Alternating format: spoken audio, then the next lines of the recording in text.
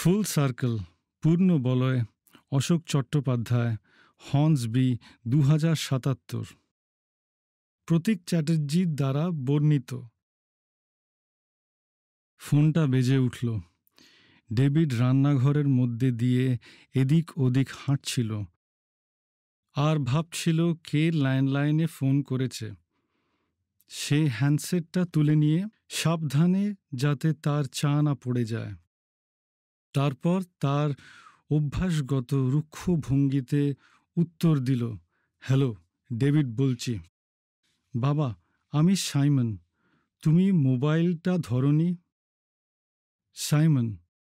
তার ছেলের কণ্ঠ তখনও ছিল উৎসাহ আর দ্বিধারা সেই পরিচিত মিশ্রণটি, এমন এক সুর যেটা এখনও ছেলেমানুষি আর পরিপক্কতার মাঝখানে দাঁড়িয়ে আছে। বাবা, সব ঠিক আছে তো? তারপর একটুখানি নীরবতা, যেন নিঃশ্বাস আটকে আছে। হ্যাঁ হ্যাঁ, সব ঠিক আছে। আসলে একটা খবর আছে। ডেভিড টেবিলে বসে পড়ল, চায়ের কাপ হাতে, ঠান্ডা কাঠের স্পর্শ অনুভব করল। সে সেই সুরটা সাথে সাথেই চিনে ফেলল। এটা ছিল সেই সুর, ঠিক যেমন সাইমন বলেছিল, আমি মেডিকেলে ভর্তি হয়েছি। ঠিক সেই সুরে সে বলেছিল, আমি সারাকে বিয়ের প্রস্তাব দিয়েছি। সে সুরে ছিল এক ধরনের গর্ব আর অনিশ্চয়তার মিশ্রণ। ডেভিড কিছু বলল না। সে অপেক্ষা করল, যেমনটি সে সবসময় করে, একটা নীরবতা, যা বিশ্বাস জগনিয়া, যেটা বছরের পর বছর ধরে পোক্ত হয়েছে। তুমি দাদু হতে চলেছ।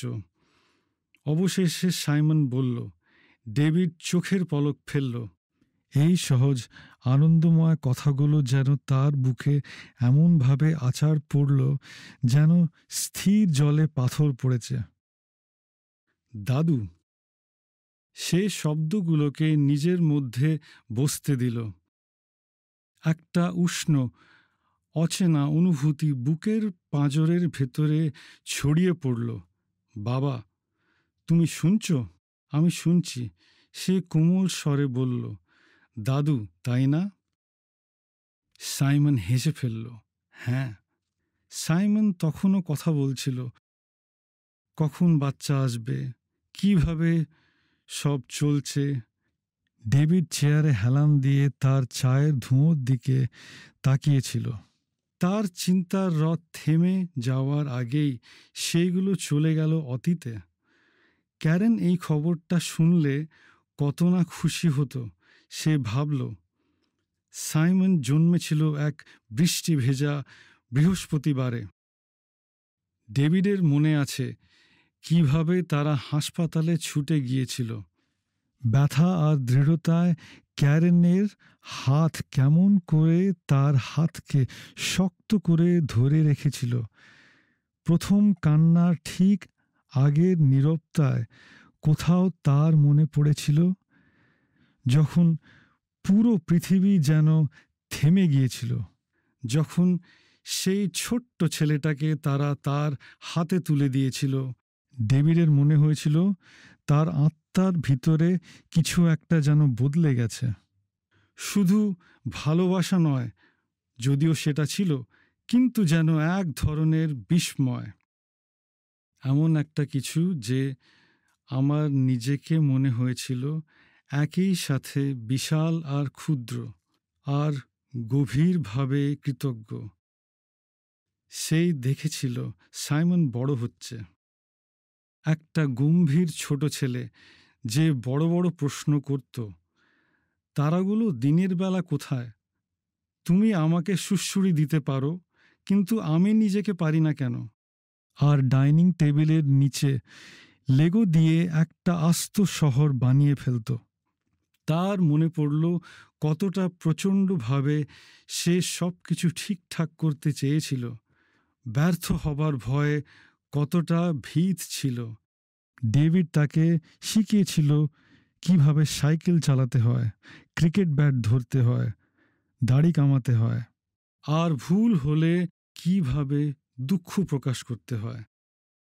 হ্যাঁ, কিশোর বয়সে সাধারণ নীরবতা মেনে নেওয়া কঠিন ছিল, কিন্তু সেগুলো কেটে গেছে। যখন সাইমন ইউনিভার্সিটিতে গেল, ডেভিড তার খালি ঘরটিতে দাঁড়িয়েছিল আর আঙুল দিয়ে দেয়ালে টাঙানো পোস্টারগুলো ছুঁয়ে দেখছিল। সে ভাবছিল, সময় কত দ্রুত চলে যায়, কত দ্রুত। আর ক্যারেনেও চলে গেল কিছুটা তাড়াতাড়ি। তবে সে সাইমনের গ্র্যাজুয়েশন দেখে যেতে পেরেছিল। তাদের ছোট্ট ছেলেটিকে মঞ্চে এসে তার সার্টিফিকেট নিতে দেখে তারা খুব গর্বিত হয়েছিল। এরপর বেশি দিন যায়নি, ক্যারেন চলে গেল। এখন সাইমন নিজেই বাবা হতে চলেছে। ভাবতে ভাবতে ডেভিড হেসে ফেলল। ভাবনার ভেতর থেকে গলা পর্যন্ত উঠে আসা আবেগে নিজেই একটু অবাক। সে ভেবেছিল এই মুহূর্ত তার বুড়ো বুড়ো লাগছে, কিন্তু তেমন কিছু মনে হয়নি। বরঞ্চ সে সম্পূর্ণ ভিন্ন একটা কিছু অনুভব করল, হয়তো এক ধরনের ধারাবাহিকতা কিংবা উত্তরাধিকার। মশালের নিভে যাওয়া কোনো সমাপ্তি হিসেবে নয়, বরং এক প্রসারণের বৃত্তের শুরু। আমি তোমার জন্য গর্বিত, অবশেষে সে বলল। তুমি দারুণ বাবা হবে। সাইমন নিঃশ্বাস ফেলল। ধন্যবাদ, আমি তাই আশা করি।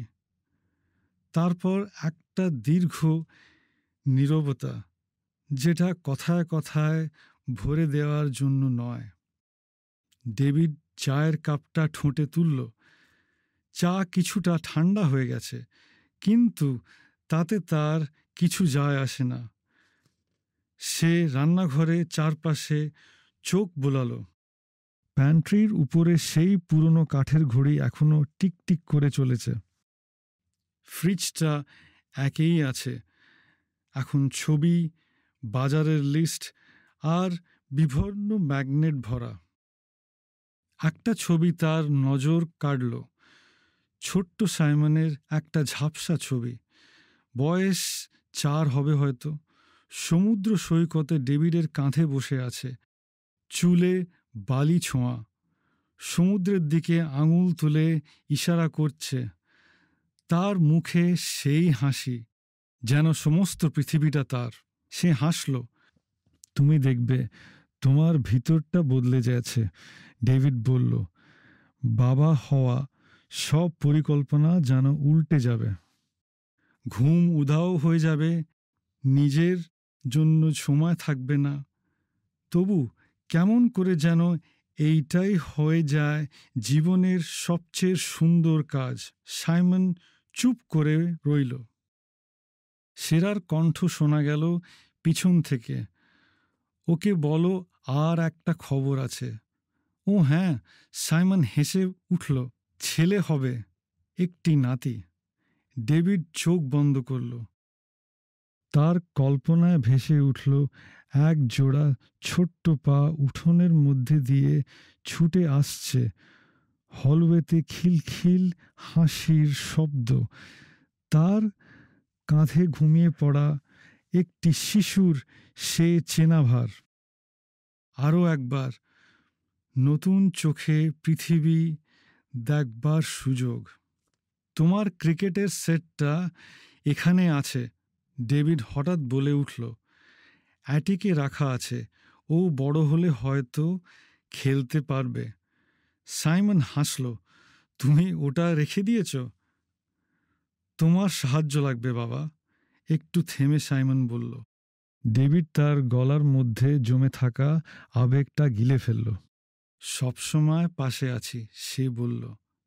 সেই রাতে ডেভিড জানালার পাশে তার চেয়ারে বসেছিল, একটা ছবির অ্যালবাম তার কোলে। সে ধীরে ধীরে অ্যালবামের পাতা উল্টোচ্ছিল। প্রথম হাঁটা, পড়ে গিয়ে হাঁটু ছেঁড়া, বাঁকা মোমবাতি দিয়ে জন্মদিনের কেক। প্রতিটা ছবি যেন ভালোবাসা, সংগ্রাম আর আনন্দের এক একটি মুহূর্ত। সে ভাবছিল কতবার সে ভেবেছে সে যথেষ্ট করেনি, যথেষ্ট ধৈর্য ধরেনি, যথেষ্ট সময় দেয়নি। তবুও সাইমন বড় হয়েছে, স্থির, দয়ালু, যত্নশীল, চিন্তাশীল। হয়তো সেটাই যথেষ্ট ছিল, হয়তো সেটাই ছিল সব। এখন আবার নতুন জীবন শুরু হবে। ছোট ছোট মোজা, ঘুম পাড়ানি গান, আর নিস্তব্ধ গভীর রাতে শিশুকে কোলে নিয়ে দোলানো। একটা ছোট্ট প্রাণ একদিন তাকিয়ে বলবে, দাদু। ডেভিড এই নতুন পরিচয়কে ভয় পায়নি। এটা হবে এক গর্বের উপাধি। সে জানলার বাইরে তাকালো, আকাশের তারাগুলোর দিকে। সেই তারাগুলো জ্বলজ্বল করছিল যখন সে প্রথম তার ছেলেকে কোলে নিয়েছিল। যেই তারাগুলো একদিন আলো ছড়াবে তার নাতির মাথার উপরে, স্থির, অপলক, অবিচল। বাইরে হালকা বাতাস এসে গাছের পাতায় মৃদু দোলা দিল, ফিসফিস করে যেন বলে গেল, এখনো অনেক কিছু আসার বাকি আছে। ইতি।